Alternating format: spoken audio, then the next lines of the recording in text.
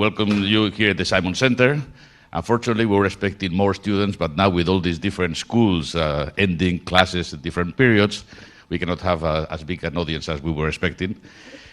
I will be brief because Professor Christopher Llewellyn Smith has many things to say, but just to tell you that this is someone who made fundamental contributions to our understanding of fundamental physics in what is called the building of the Standard Model.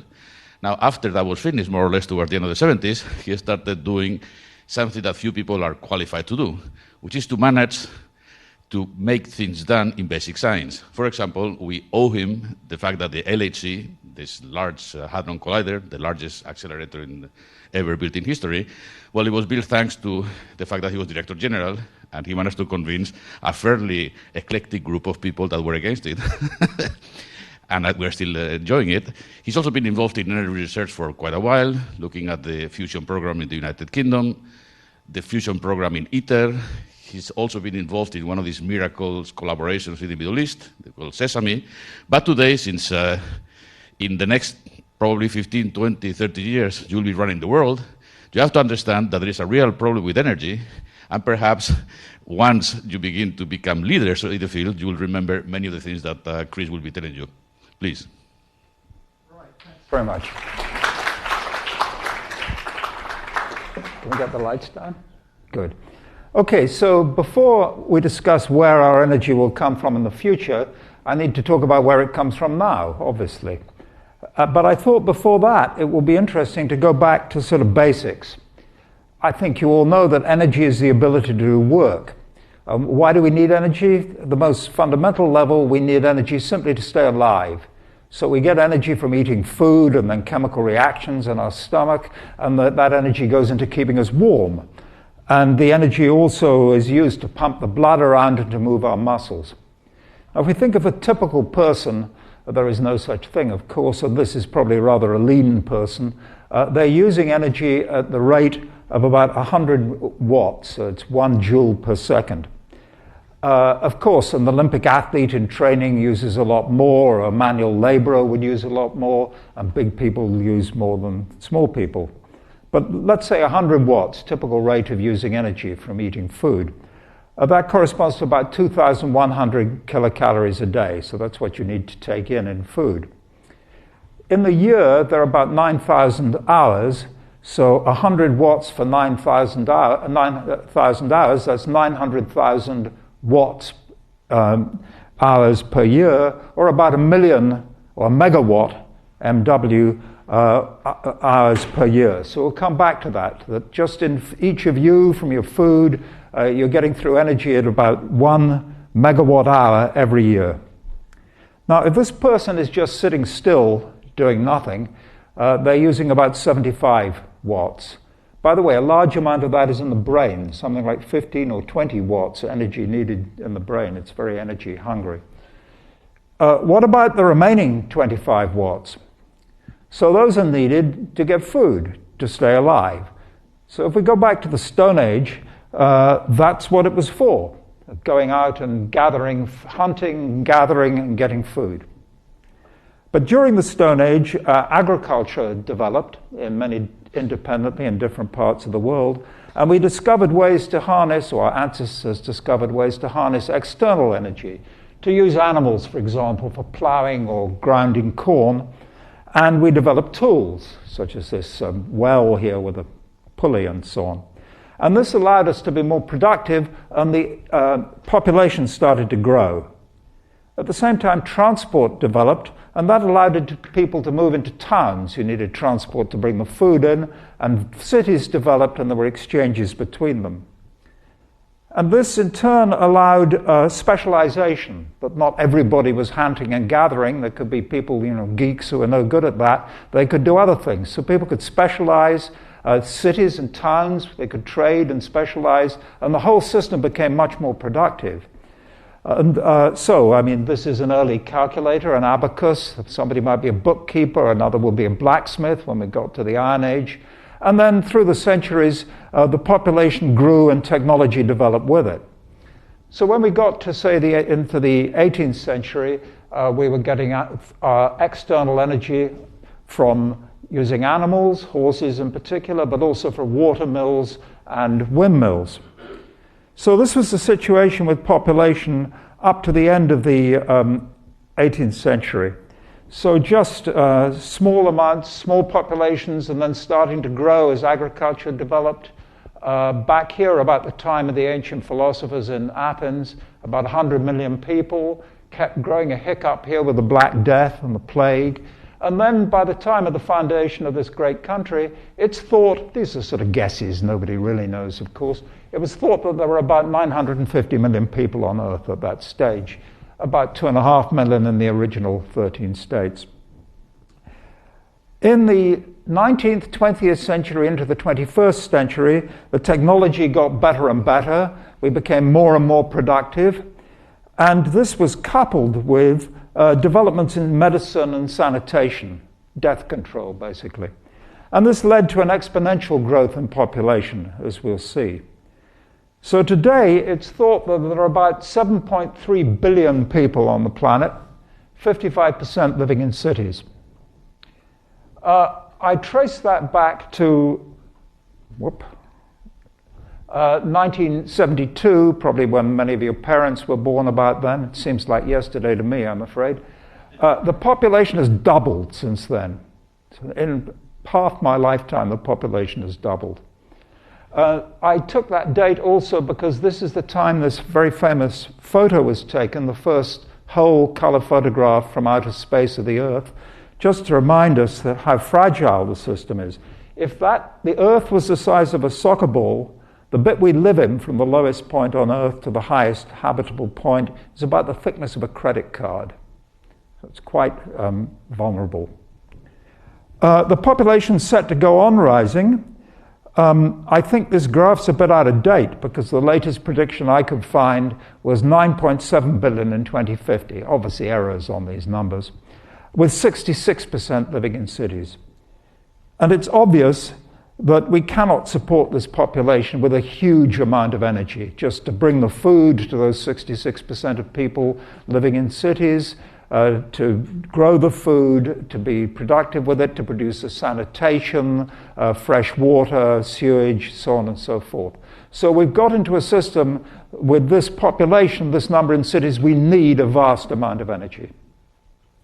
Now I want to ask, how much energy do we need from outside, from burning coal or for driving the tractors to make the food, and trains to heat buildings and so on?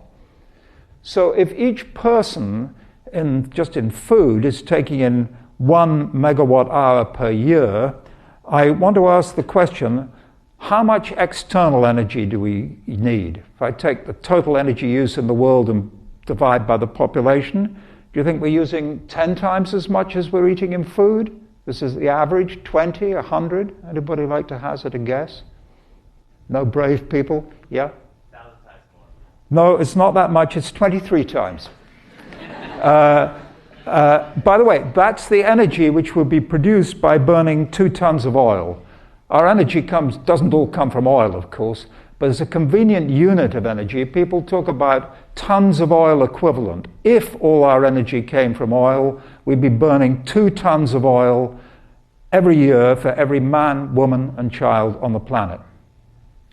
Now, of course, that's the average, and there are places using very little energy, in Africa, for example.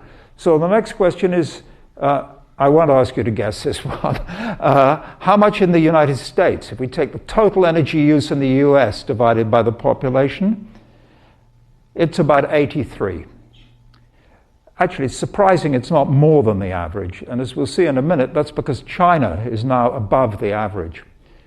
On the other hand, there are places using very little energy. If I look at Bangladesh, and I chose that because it's a large country, 160 million people, in Bangladesh, they're using 2.6. So a typical American is using 32 times as much energy to help them live as a typical American. Those are not the extremes. The largest seems to be Qatar at 230. And the lowest is Niger, a very poor country, only 1.7 times what they just need to keep alive. So we need a lot of energy. So now, something I guess you all know as good students, and I'm not really going to use this, so I'll go over it quite quickly. Energy takes different forms. Kinetic energy, the energy of motion. So the work is, it can do work by banging into something, of course, and you need work to speed things up. So the wind, for example, in wind energy, there's kinetic energy, the movement of the air molecules. They turn the turbine, goes into kinetic energy of the turbine. That then drives a generator and makes electricity. And we talk about potential energy. So we'd say that the water in this dam has potential energy. I mean, the sluice may be shut, it may be just sitting there, the water, but if I open the sluice gate, the gravitational pull of the Earth brings the water down, it speeds up, turns it into kinetic energy of the water. That will drive a turbine, and we can make electricity again. So we talk about kinetic energy, energy of movement, and potential energy, which is sort of waiting to be realized. Now, some potential energy is a barrier. We need to put in work to get it out. So, for example, this ball here, if you wanted to get energy out of this, you've got to do some work to push it up to the top of the hill. But once it goes over the top, it can roll down, and the energy of motion here is a lot more than the energy that you put in. So there are many processes you need to put in energy to get out potential energy, which is locked in there, if you like, but behind some sort of barrier. So, for example, if you're burning natural gas, methane, CH4, it can just sit there with oxygen and nothing happens. But if you strike a match, the oxygen and the methane start moving a bit faster. They can get close enough to react, turns into carbon dioxide and water, which come out with quite a lot of kinetic energy. That in turn knocks on other molecules. They can then react, and the whole thing burns.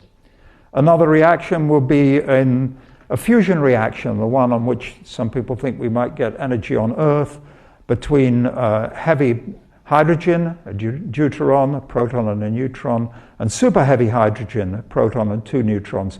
And if they approach each other, there's an electric repulsion because they're both positive. But if you speed them up faster and faster, get them really hot, they can get close enough that the nuclear force, one can grab the other, and they can reform themselves into helium and a neutron, which comes out with absolutely enormous energy. But to get that to burn, you need 100 million degrees, 10 times hotter than the center of the sun. Okay, now let's come to where our energy comes from today. And we usually distinguish a primary energy.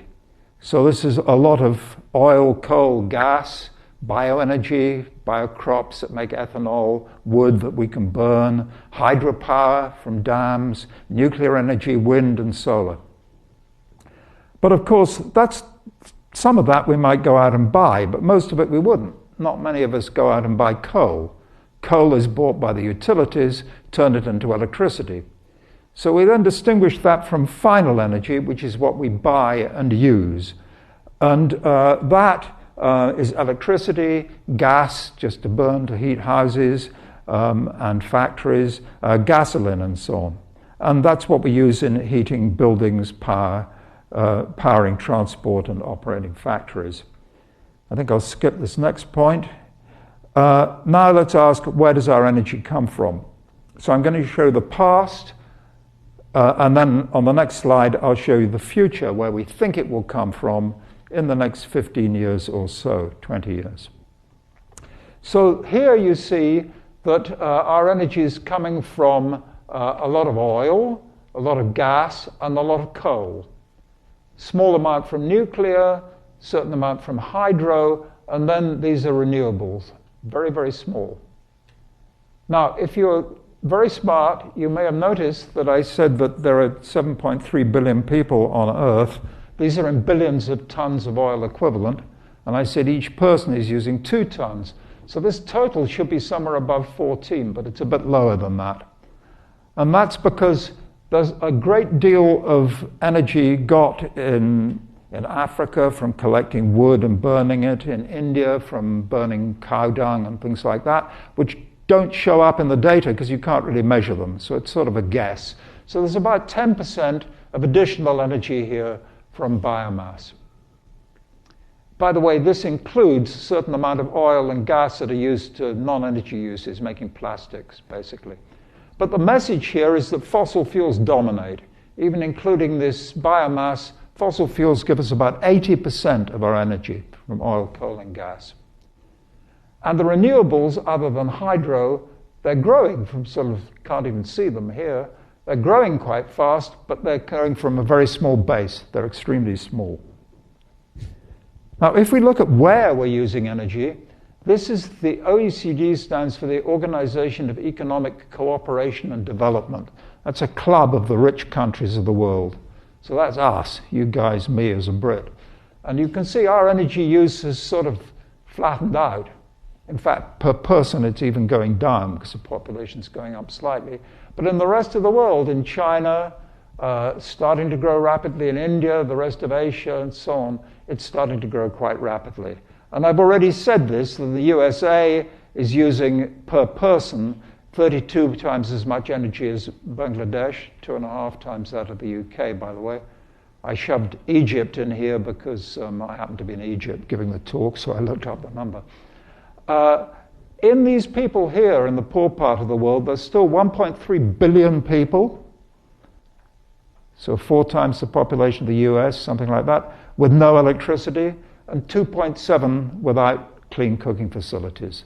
So actually there's a need for more energy here. So what do we think is going to happen in the future? So this is the future.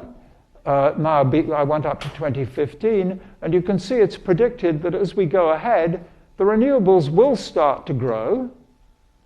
That's solar and wind, but they're still a pretty small part of the total. On the other hand, well, the total, it's predicted by 2035, sorry, that's a misprint, will grow by 30%. The fossil fuels continue to dominate, and although they're not growing as fast as the total, they're still predicted to go up 20%. Now, this is a projection, so it's not necessarily correct, but it's hard for it to be badly wrong because most of the energy infrastructure we're going to be using in the next 20 years, a lot of it is already there. It's being built or it's planned.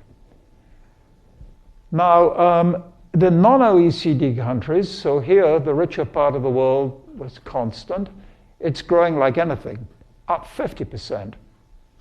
And that is a product of 20% from population growth, 1.2 times 1.25, you get 1.5, 25% growth per capita.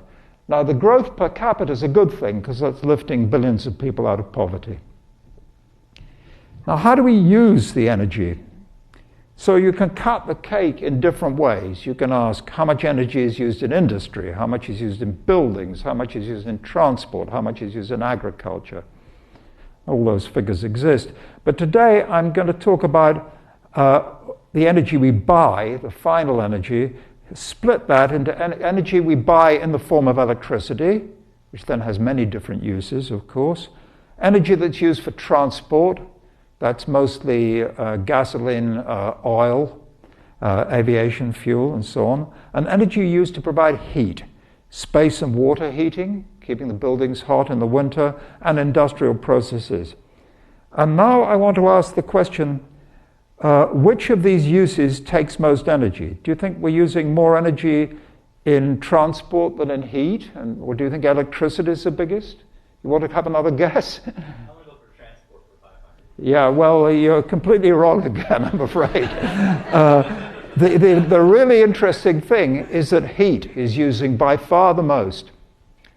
And it's quite a surprise to everybody because when you go to talks on energy, they're about electricity, 90%, maybe 10% on transport, and you don't hear about heat. But heat is actually the biggest user of final energy, followed by transport. Sorry, you weren't completely wrong. Transport is next. Followed by electricity. And by the way, some of that electricity goes back into transport and heat, so heat's even bigger in some sense. Now, of course, it's different from primary energy because generating electricity is very inefficient. I mean, a typical power plant, it's turning the heat energy into electrical energy with maybe 40% or less. A modern gas-fired power would be more efficient, but around 40% efficiency, let's say. So if we go back to where it comes from in primary energy, heat and electricity are about equal, with transport at the back. But again, this is heat that's used to heat buildings and in industrial processes. There's a lot of heat going into electricity, but some of the electricity goes back into heat and into transport. So heat is the biggest user.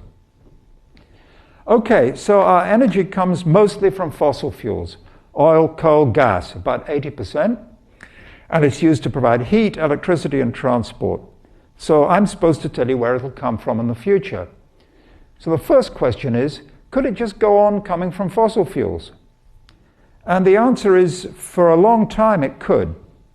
Not forever, because there's a finite resource. I mean, the fossil fuels were decaying vegetation from 300, 200 million years ago, and it'll run out, or become very scarce. It'll never really run out. It'll just become rarer and rarer, scarcer and scarcer, and more expensive. But for quite a long time. So if we start with oil, people talk about conventional oil. That means oil, you just stick a pipe in the ground and it gushes out, and you become Mr. Rockefeller or somebody and get very rich. But there's lots of unconventional oil, shale oil, tar sands, and so on. Now, conventional oil in easily accessible places, we probably use more than half that's out there. And if that was all we had, we'd see oil production going down and we might be facing some sort of crunch. But it isn't, because there's a lot of unconventional oil, and people are talking about getting oil in the Arctic, getting it in the deep sea off Brazil and places like that. Now, at one time, there was a school of thought, we're going to run out of oil. And if you said, but there's all these other oils, unconventional and odd places, they say, yeah, but it's going to be too expensive. But in fact, technology moves on, and it's proved not to be expensive. And there's certainly, at the current rate of use, there's enough energy for 170 years. So I guess none of you are going to live to 170. You don't have to worry. Gas for 240 years and coal for 2,900, it is thought. However, we should stop using fossil fuels. So we could use them for a time. Eventually, if we did, we would have to replace them, but we're okay for more than 100 years. But we should stop using them. And there are three reasons for that. The first is climate change, quite controversial. I noticed that I think 68% of the people in this country believe that there's man-made climate change, and I'm with that 68%. If people want to argue the opposite case, I'm happy to do so at the end of the talk. But I don't want to spend too much time on climate change. It gets a huge amount of attention. But here's the data of temperature going up. These are the best thing we can do with models. I think it is going up with uncertainties, and it's going to have effects. But there are two other very good reasons for getting rid of fossil fuels. One is air pollution, and you can read that now, but I decided to put a whole slide in on it, so I'm coming back to it in a minute, because it's not got enough attention, in my opinion. And the other one is that to improve the security of supply in countries without large fossil fuel reserves and rebalance. A lot of global politics is screwed up, to put it crudely, because we're in hock to rather nasty countries that have a lot of oil. So if we look in Europe, for example, Germany relies heavily on Russia to get gas. And this has certainly influenced the German policy for the mess that's going on in the Ukraine right now. And many of us, the US is becoming energy independent because of the shale revolution, but a lot of us are heavily reliant on oil from some very unpleasant regimes in the Middle East. And if we could get away from fossil fuels, I think the world will be a happier place. So I take climate change seriously, but I think that air pollution and rebalancing global relations are equally good reasons to want to get away from fossil fuels. Now, the air pollution, this is a bit of a messy slide, but just to show you some data, this is a famous Harvard study from 1993. This is the life expectancy, how long the average person lives in these different cities. And plotted here, this is the concentration of particles which are generated in the exhaust of cars and in burning coal and oil or whatever in power plants and in industry. This is the concentration of particles. 2.5 means less than 2.5 microns in diameter in milligrams per cubic meter. And it's pretty obvious that you can see here. The place with very little of these particles, they live longer than the place with a lot of them. So it's pretty clear that air pollution is causing premature deaths. Now, we've got to be very careful with premature deaths because, I mean, this won't be news to you, but we've all got to die, even you young folks. So there's no way we can increase the number of deaths. We can just make them come earlier or later. And when people talk about the number of deaths caused by air pollution or anything else, it's very important that they also tell you the number of years of life that are lost. I mean, if I die 5 minutes prematurely, probably nobody cares. I mean, unless I was about to sign my will, and then a lot of people might care. But on the whole, people don't care. But these air pollution deaths, the experts hate giving you the number like this, but it's probably typically those who do die. What happens, these particles, they get in the lungs, and they cause respiratory diseases, and they get from the lungs into the bloodstream and cause heart problems. And probably the people who are dying from these causes use about 10 years of life, so it's quite serious. According to the World Health Organization, it's about 13% of all deaths, using 10 years of life from this.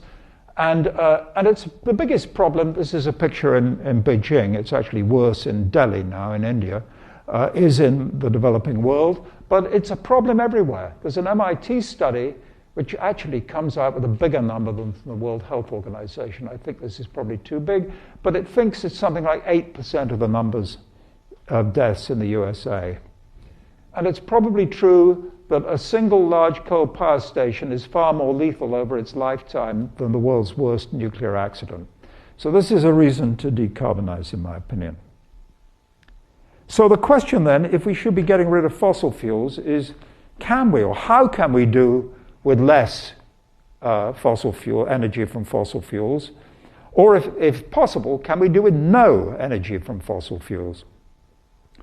So first thing we can do is try to avoid using energy or use it more efficiently. How can we avoid using energy? Well, one way of doing it would be to build a lecture theatre like this with windows, so we don't need artificial light. So building and planning, building cities so that it's really nice to use your bicycle or very convenient public transport, or you can walk. That would reduce, that's just avoiding using energy. Then we can use it energy more efficiently. So even if there were windows here, at 6 o'clock on a winter evening, it's dark, so we need lights. Then you can make the light bulbs more efficient. By the way, amazingly, nearly 20% of the world's electricity goes in lighting, so there's a lot of savings to be done there. And we can make more efficient cars.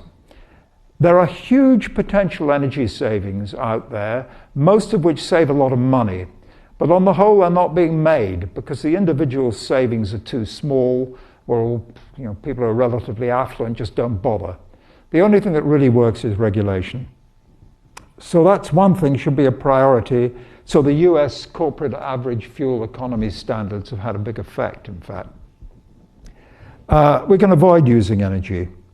Now, if you're only worried about carbon dioxide and climate change, and you say that's the real problem you want to get rid of, you could say, well, we could go on burning fossil fuels, but we could try to catch the CO2 and bury it underground. It's called carbon capture and storage, CCS. This could be used in electrical power generation. It could be used in industry, not in transport. In the 19th century, there were people going around behind horses, sweeping up the mess. We're not going to have people catching the CO2 coming out of the car exhaust, that's for sure. The problem is it's probably rather expensive, and there's almost none in existence in the world. It's not there in time. Might be important in industry, however. But the final thing we can do is get energy from low-carbon sources. And the problem could be solved. If they became cheaper than fossil fuels, we wouldn't need the Paris Climate Treaty, which President Trump's about to pull the US out of. If it was cheaper, we'd just be using the alternatives. So that's got to be the goal. Forget about all the international agreements. Let's get on and make these cleaner fuels, which will make the world a much nicer place, try and make them cheaper. And I'm going to look at the prospects for that after first looking at the situation in terms of the three uses that I discussed: heat, transport, and electricity. So heating, the main thing is just better insulation. You can get heat pumps which take thermal energy out of the ground or the air, put it into your house, the very efficient way of heating, and there are other measures. But the trouble is, if we go electric, we know in principle how to get rid of fossil fuels in generating electricity, but if we make heating electric, the problem of fixing electricity gets harder, obviously, more electricity. Industrial heating is really tough, actually, because we're getting up to 1,500 degrees and things like that. It needs the chemists, if any of you are going to be chemists, to rethink industrial processing. Let me give you one example, which is not bad of energy, but also CO2. If you make cement, the first thing you do is get calcium carbonate and heat it up to 1,500 degrees centigrade, and it just drives off the CO2 into the atmosphere. That's what's happening at the moment. We should be capturing that and putting it underground. Another example with something that's probably unrealistic, but in principle you can make ammonia directly from nitrogen and water with green electricity, rather than very energy and CO2 intensive processes. Transport, I think that cars are going to become electric, probably with batteries, but hydrogen fuel cells are not dead. But again, that will increase the electricity demand and make it harder to decarbonize electricity. So the world's going to become increasingly electric, and the clue to getting rid of fossil fuels is going to be to get low carbon electricity. So we have to ask two questions. Are there sufficiently abundant sources, low carbon sources of electricity to replace fossil fuels? And the answer is yes. And I'm going to come back to that. The second question is, can they compete in cost with burning oil, coal, and gas? Because if they can, that would solve the problem. And I'm going to come back to the cost in a minute. And the answer is apparently yes.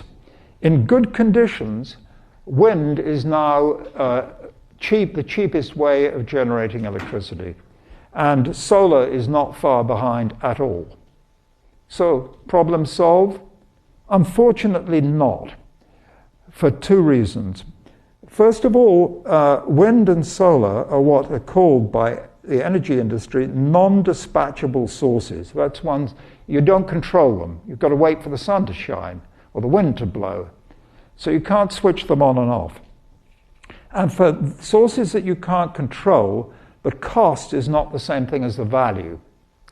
So when people calculate the generating cost from wind, for example, they say, how much did it cost to build the wind power plant, the turbines? What's the lifetime cost of operating it? That's the total cost. How much energy did it produce? Take the cost, divide by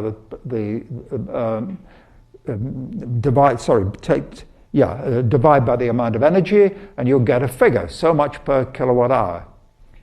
But the problem with that is if the wind is blowing at night and nobody wants it, you can't sell it. So you should not be putting it in the denominator. You get a very low cost, generating cost, but you're generating stuff nobody wants. So there's a company, at least one actually, in Texas, where there's a lot of wind blowing at night, which says if you sign up with us, your electricity is free between 10 at night and 6 in the morning. So it's certainly very, very cheap, but it's valueless. They make no profit out of it. Now, the second sentence here says exactly the same thing in a different way. If there's enough wind and solar energy to meet the average demand, and sometimes there's going to be too much, so you'll just say, go away, you don't want it. In fact, this is maybe a good point to say something about electricity markets. Electricity is a very odd commodity. If you're in the business of manufacturing cornflakes, say, and you misjudge the market and you make too many, you can put them in a storehouse and a warehouse and sell them later. But electricity, supply and demand have to match instantaneously. So there's not enough supply, you have a brownout and everybody shouts at everybody, and it's very unpleasant. If there's too much, and that quite often happens around the world now, there's too much wind or solar, it's just told, you don't want it, go away, switch off. So it's a very, very odd business, the electricity market, and it's very difficult to control it. In addition to that, it has the funny feature that once you've built a wind turbine or a solar PV plant, the electricity is free, whereas the others are all costing something, and that makes complications too, the way we'll see in a minute. So first of all, the cost, it is cheap, but the cost and the value are not the same thing. But secondly, if wind and solar really start to grow, we're going to have to somehow accommodate them. And one of the problems will be, however much capacity we've installed, however many wind turbines we've built, however many PV panels we've installed, there will be times there's no wind and there's no sun. So something else is needed. But as we build more and more solar and wind, the something else will be used less and less. We still need it for the days that there's no wind and sun, but if it's used very little, it's going to become very expensive because you've got to build it, and the capital cost of building it is independent of how long you operate it. So we need very flexible backup to fill the gaps, but it's going to become more expensive as we get more wind and solar. The other thing we can do is better, we call in Europe, interconnectors, connecting different countries. It means long-distance grids. We can deal with part of this problem if there was a grid connecting a lot of sun in California, it could be delivered up here.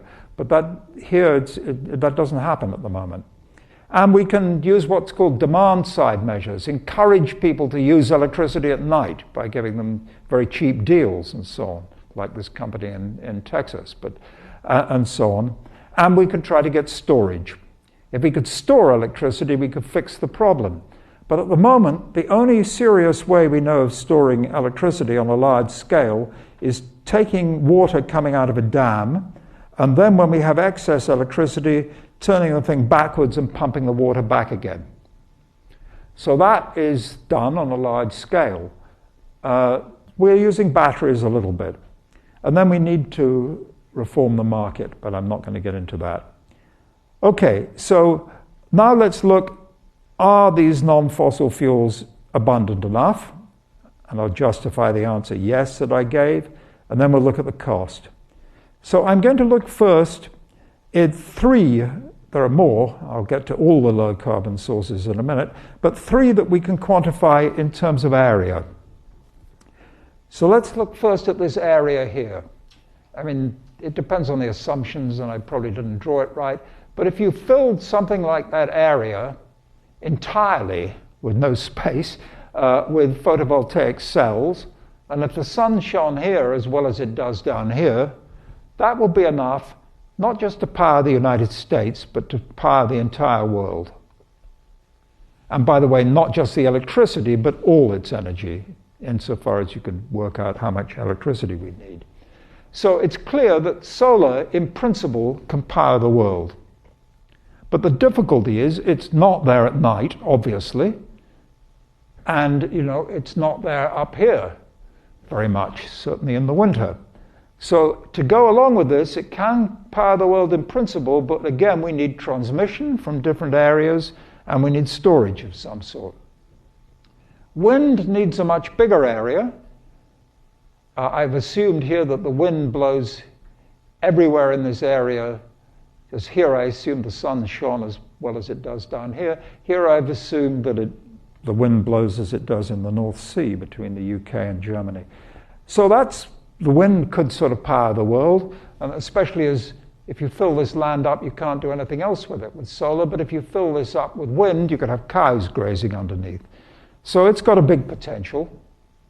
And the other one we can look at in terms of an area is biomass. If we grew a lot of crops, which we then burned or to make heat, or we turn them into bioethanol, you'd need an area like this with good growing conditions, good soil, and good water.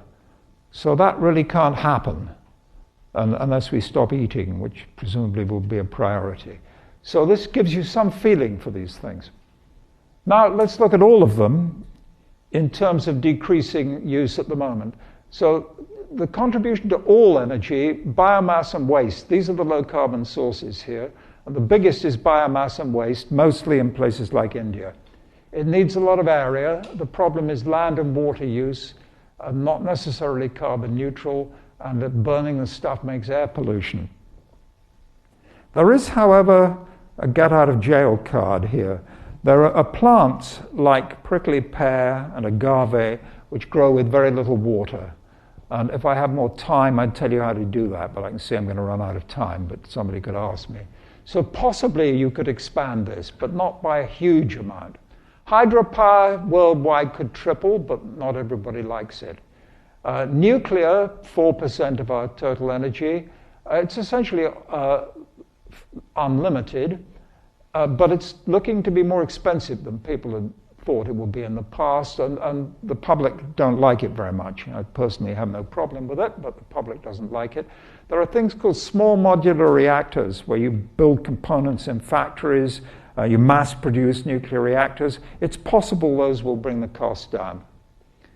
But the trouble is, people who talk about small modular reactors also like to bring in novel ideas, and that won't fix it.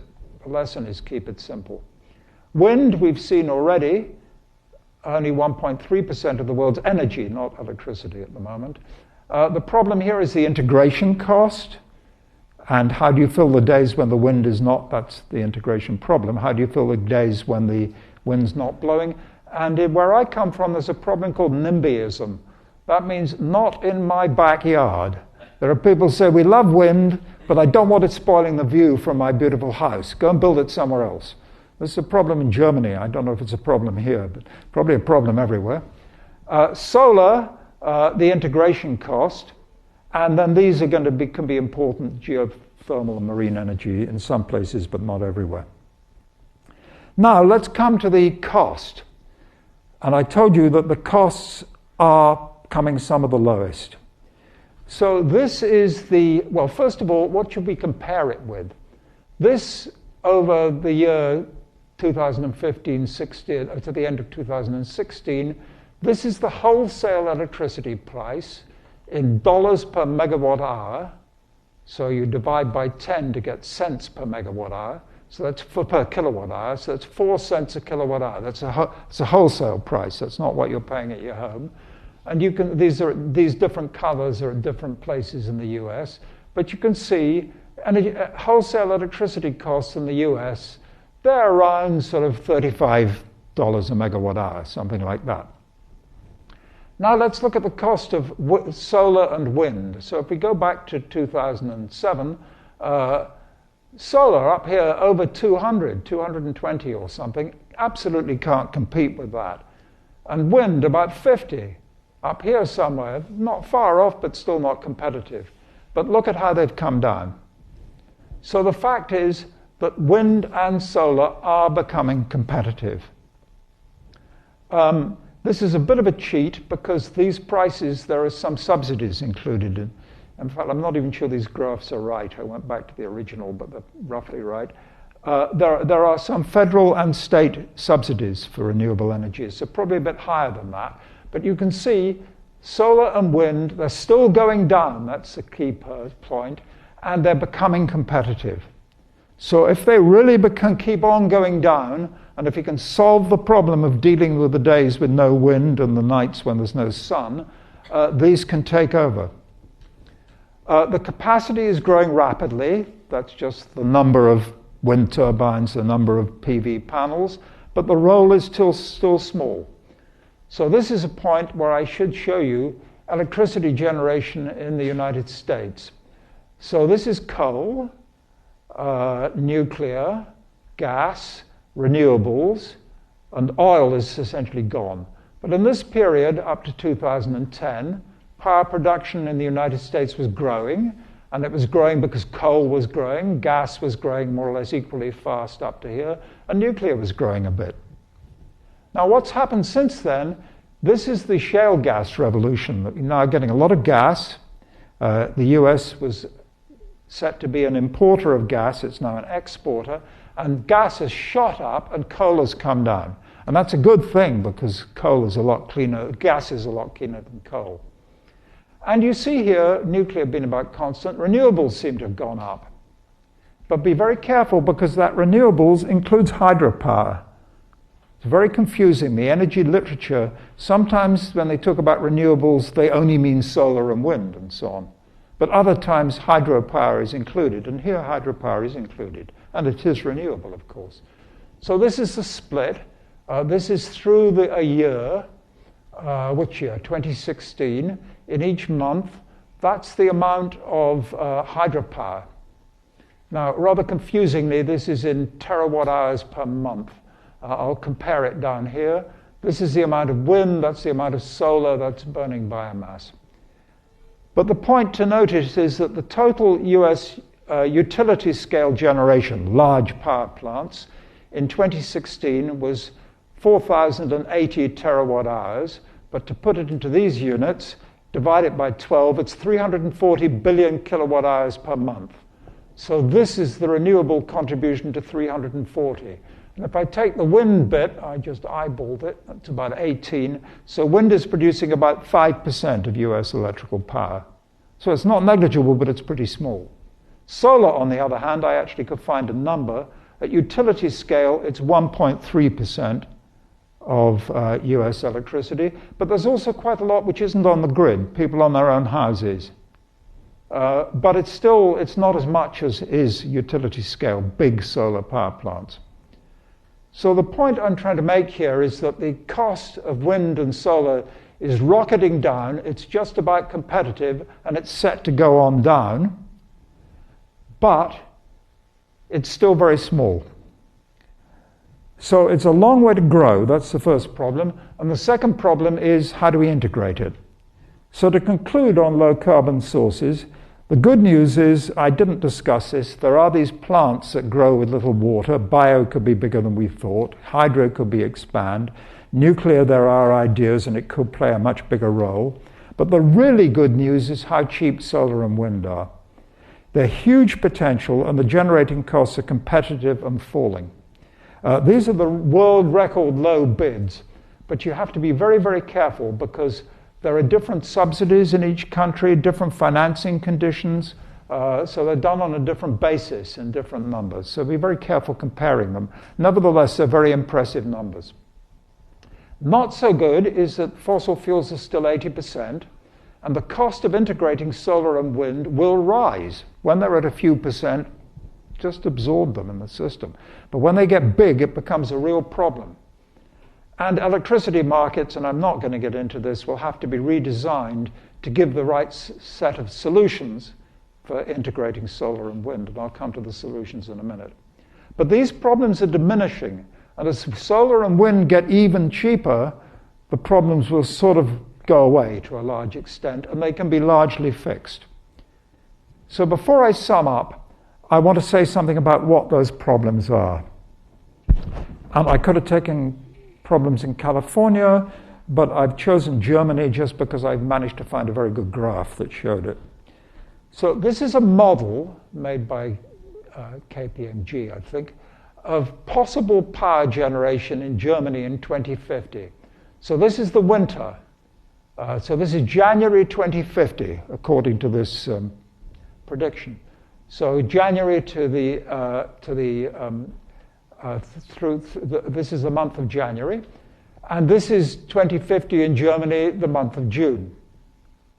And in this model, this brown load curve here, that's the amount of electricity used, I think, in 2014, but they've assumed in this model that Germany becomes 25% more efficient. So this brown curve is actual data, but with 25% knocked off. Going to get more efficient. And you can see here, day and night. Here's the weekend. See, less electricity used at the weekend, day and night, and so on. And you can see exactly the same thing, day and night and weekends in June. Now, what they assumed is there's a certain amount of hydro and biomass through the year. And then they took current wind generation. These are actual data of the real data with real, days the wind blows, days it doesn't. And they said, let's assume we're getting 3 times as much. Bit arbitrary. They could have said 4 times as much, 2 times as much. They took 3 times as much. And solar, twice as much. So this is what you see. So what you see is that there are times of big excess, and there are times with a gap. that the wind, solar, and this hydro and biomass don't make it. And you see exactly the same in the summer. So you've got to fill up this deficit, this white area. The wind's not blowing, and this is January, so the sun's not shining. And here are points, at night the sun's not shining, or in the evening, and the wind wasn't blowing much either at this particular day. So you've got to find something else to fill these gaps. So you need backup, and it's got to be incredibly flexible. It's got to turn on in a couple of hours when the sun sets in the summer, whoop, like that. So very, very flexible backup. Now, if we pushed up the wind and solar, the amount of backup which we'd need would get less and less, but it would become more and more expensive. And by the way, there's already a problem in Germany that because the wind and solar are free, if the wind's blowing and the sun's shining, they are taken first.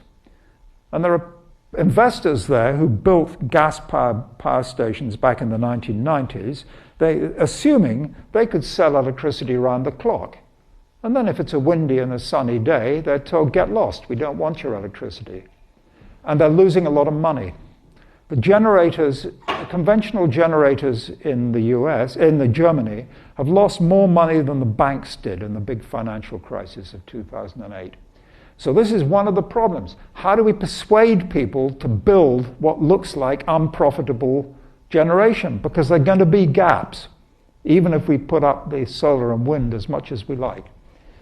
Then we need demand management. That means telling people, hey, your electricity will be really cheap here, but please, it's going to be much more expensive here. Then we need a smarter, larger grid, better interconnectors, because if the sun's shining somewhere, not shining somewhere, it may be shining somewhere else, and so on. And we need storage.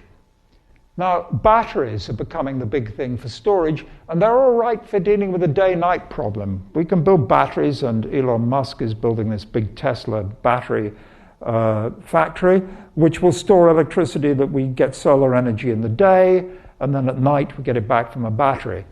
But they're not much good for when you have a week like that. You just can't store it for that long. And really what you want is be able to store for a season to get the energy from a lot of spare energy, let's say in the summer, to use in the winter when we need a lot of energy and heat. So there are a lot of solutions. By the way, this particular model is very expensive, it turns out, but partly because it's got no nuclear in it.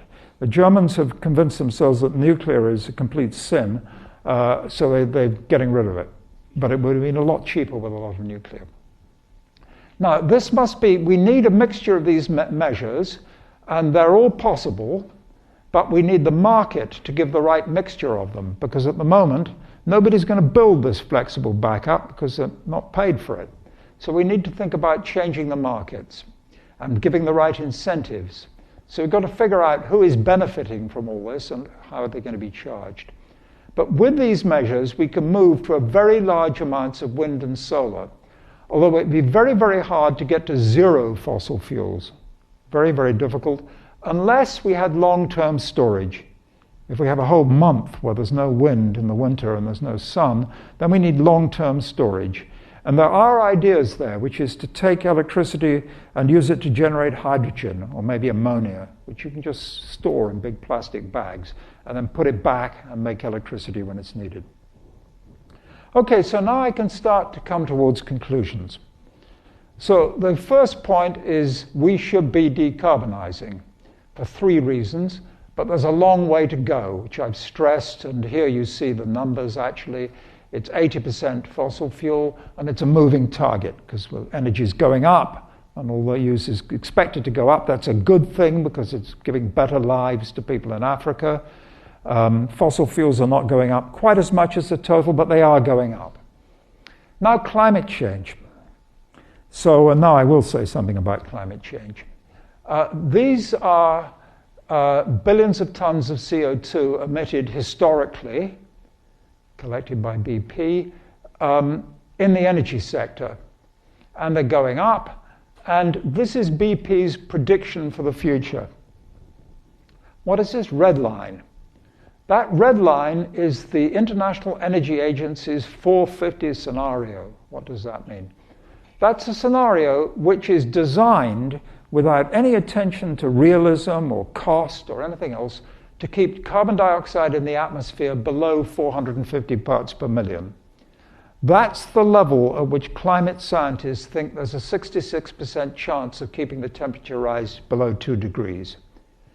So when you read there's a world agreement, except the US is about to leave it, there was a world agreement to limit the temperature rise to 2 degrees, nobody knows how to do that. But what the real agreement is, we'll try and limit carbon dioxide to 450 parts per million and hope the climate scientists didn't make a bad mistake and that the temperature goes up much more. Now, the key point here is that CO2 accumulates in the atmosphere. Once you put it up there, it stays there for a very, very long time.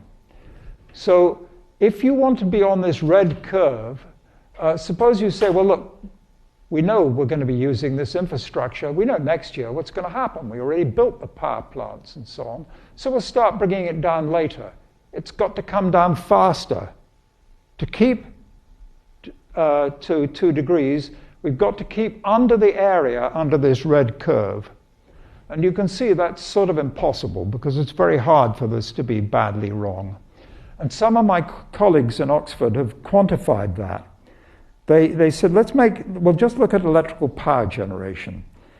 And we'll make the heroic assumption that in agriculture and in transport and everywhere else, all the climate limits are observed. What does that mean for power generation? And their conclusion is, even if we assume everybody else does it, after the end of this year, we must build no new electricity infrastructure that emits CO2. Or we must retire it early, which the investors wouldn't like a bit, or retrofit it with carbon capture and storage. So this shows we're almost very, very unlikely to make this 2-degree limit thing, unless the climate science is wrong, and we can go to higher levels without that temperature. And then there's air pollution, and I've spoken enough about that. That is coming on the agenda. Volkswagen brought it on the agenda. So the next slide of conclusions, this is what we've discussed. We should be decarbonising, but there's a long way to go. Heat, I've said, is a big challenge, and it's not discussed enough. However, a lot of decarbonising heat and transport will be moving to electricity. So we expect a lot more, an increasingly electrified world. Low carbon energy sources will play an increasing role. Wind and solar are becoming competitive. Hydro already is. We could get more. Nuclear, we could get more, possibly more bioenergy. We're still going to need backup for renewables, which at the moment is fossil fuels, pending the development of much better storage. If we had a lot of cheap storage, we could just fix the problem and get rid of the fossil fuels. Now, the energy landscape is changing. You saw the prices coming down very rapidly and so on. And it's interesting to ask, are we approaching a tipping point? I mean, if we try and extrapolate the present, is it all going to change much more rapidly than we can imagine? And I'm going to show you that in 2 ways. I've just got 3 or 4 more slides, I think. First, from a glass half full perspective. The glass half empty perspective, where it's very hard to change the system, then a glass half full. So what's happened historically? These are percentage contributions to the world energy. So in 1850, it was mostly burning wood and a little bit of coal. Coal caught up with wood in the world as a whole, not until about 1920. In North America and the UK and Germany, I guess coal took over about here sometime. And you can see there have been shifts in the major energy uses, but they've taken a very long time. The second reason for caution is the one I've said. The fossil fuels are still almost, that should be 80% actually, it's a misprint, of primary energy. Wind and solar are growing, but they're very small. On the other hand, it's very hard to foresee the future. I discovered the following prediction, the following numbers. In 1900, there were very, very few cars in the world. But in the US, 40% of the cars that did exist were steam-powered. 38% battery powered, 22% internal combustion engine. So if you'd looked at that and thought that the future will reflect the past, you would have been very, very badly wrong. So in a way, that could be grounds for hope that the fact that we're a long way to go, maybe it's going to change as this did. Now, also, the rate of change is increasing. I think I'll skip that one. But look at this. This is, oh yes, the 21st of April 2017 was the first day since 1882 that the electricity that we use in my country, that none of it came from burning coal. Quite significant. 1882. Every single day until the week before, a month ago, we've had electricity coming from burning coal. We had a whole day without. And look at this, primary energy in China. Now, of course, this is a prediction, but it's probably right because we know what's being built and so on. Coal, this has been, this is of course, the total amounts going up. These are percentages, but the coal is really about to go down. So there are big changes going on. Here's another one, distributed power generation from wind, photovoltaics, and biomass. In 2000 in Germany, there were about 30,000 installations. Now it's at 1.5 million. And where I come from, the United Kingdom, a country that is not noted for sunshine, in 2000, electricity came from 1,000 sites. As of, actually this is a year old, it's probably bigger now, over 850,000 solar installations in the UK. Amazing. So things are changing, but nevertheless the numbers are still small. And the grid is changing. Now I want to show you an example of a tipping point. This is New York in 1900. And it's all horses and carriages. But if you look very closely, there's one car there. Just one. Now this is 13 years later. If you look very closely, carefully, there's one horse and carriage. So rapid change can happen. Doesn't mean it will happen, but it can happen. That's an example of it. So for the final conclusions, we should be decarbonising. There's a long way to go. Heat's a challenge, increasingly electrified. Low carbon sources will play an increasing role. Wind and solar are competitive, but there are integration issues. We're going to need some backup for renewables, pending development of better storage. The energy landscape is changing rapidly, driven now by the falling costs of wind and solar as much as by environmental concerns. Now, to begin with, the environmental concerns, particularly in Germany, led them to put huge subsidies on wind and solar. So they built enormous amounts of wind and solar in a country where the sun doesn't shine and the wind doesn't blow. But they built vast amounts anyway, and that drove the cost down. But now, the subsidies are ceasing to be needed. It's got a momentum of its own. It's just coming down. So, it doesn't matter if we've got a world agreement on these things. Well, it does matter, but it's not that important anymore. The costs are coming down, and we're going to move to these things because they're getting cheaper. So, to finish, where do I think our energy will come from in the future? So I think it's mostly from low-carbon sources, the ones we've listed. There will be a hydro, there will be nuclear, there will be bio, but increasingly from wind and solar. But not as soon as I would like. Although it's quite possible I'll be wrong, and I very much hope I am wrong, and that we are approaching a tipping point. Thank you very much.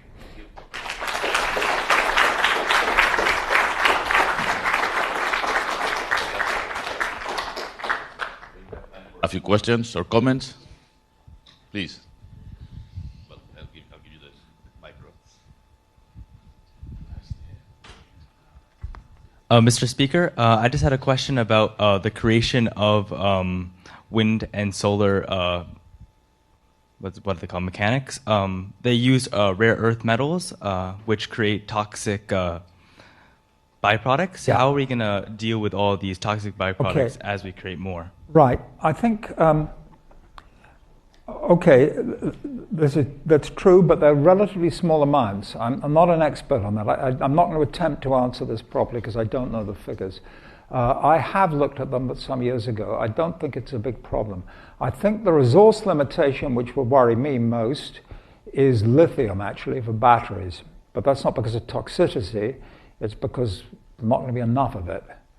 Of course, as we use more and more lithium, people will find more and more of it. There will be incentives.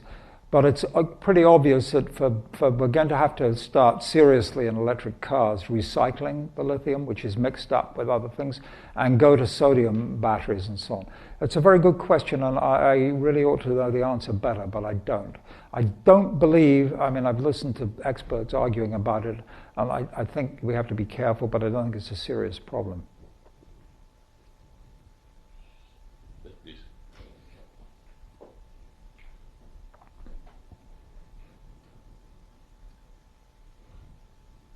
A future in hydrogen fuel cells at all, or is it mostly a dead side? I do, and I think for cars, I said that actually on one of the slides.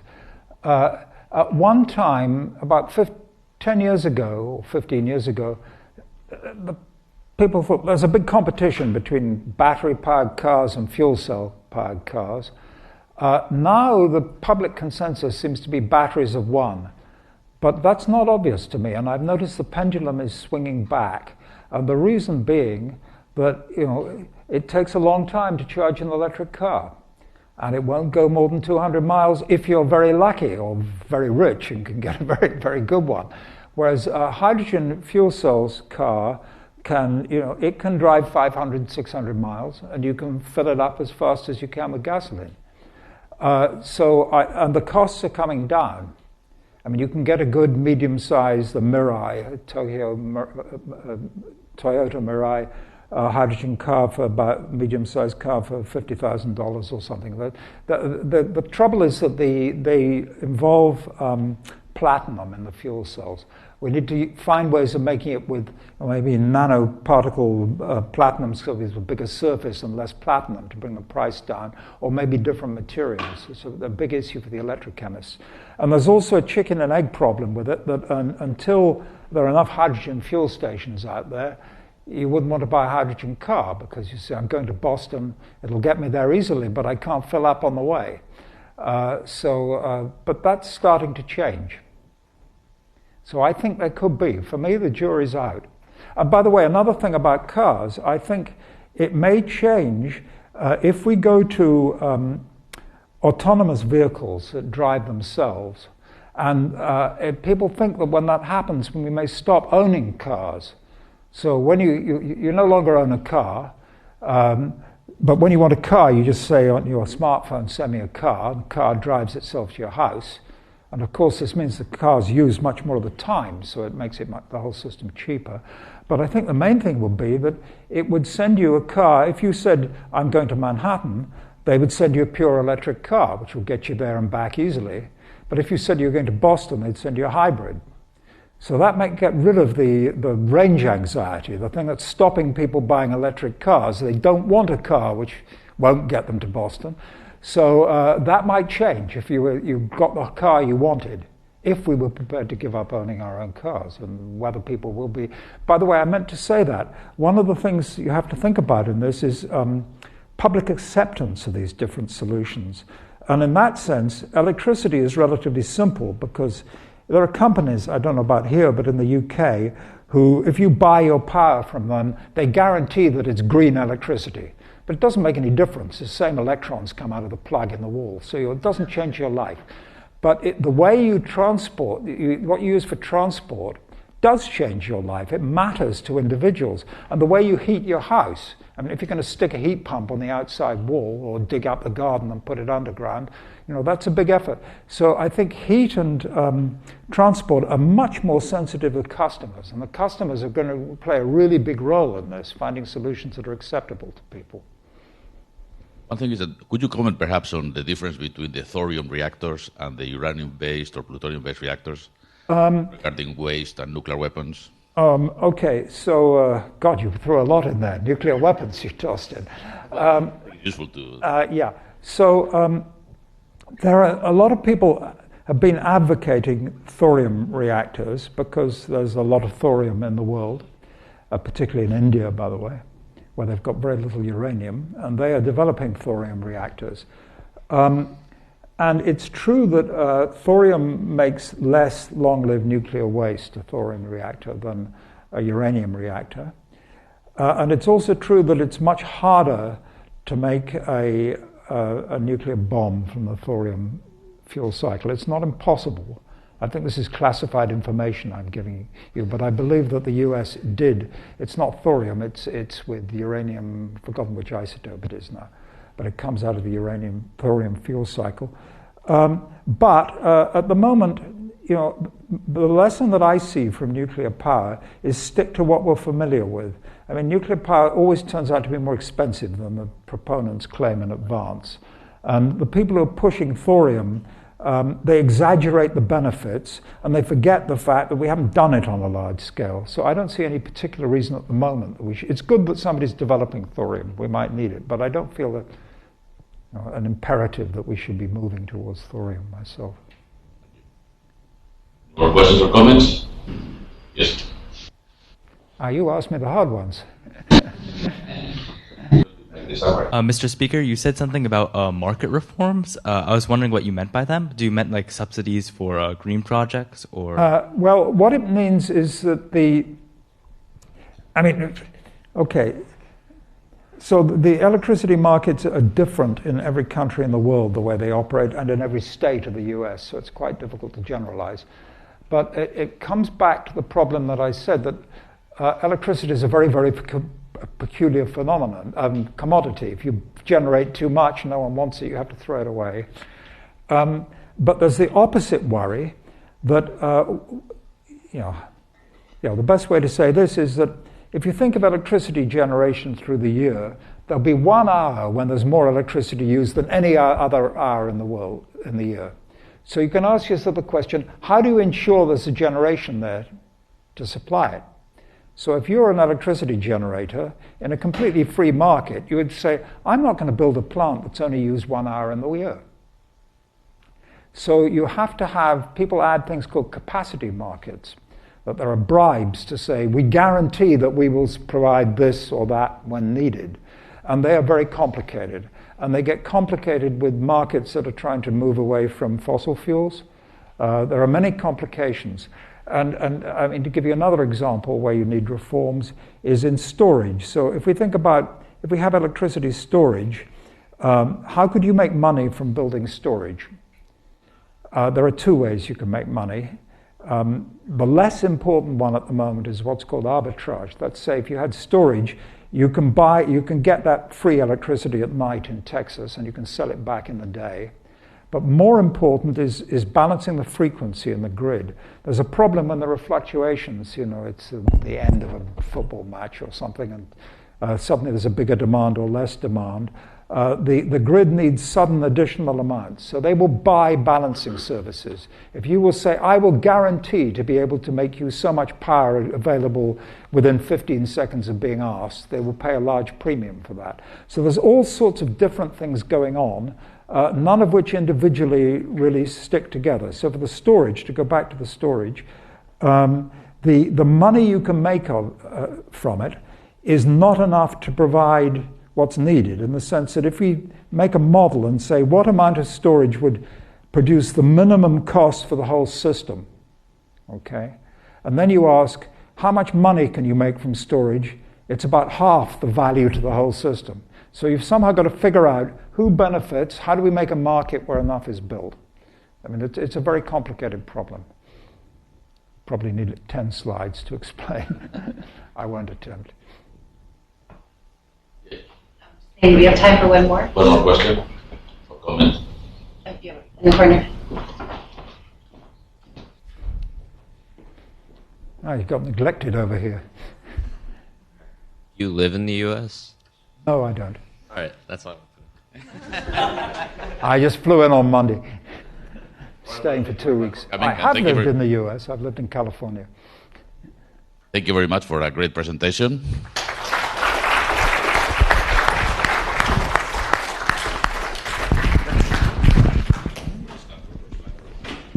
We're in Slack or stuff? Yes.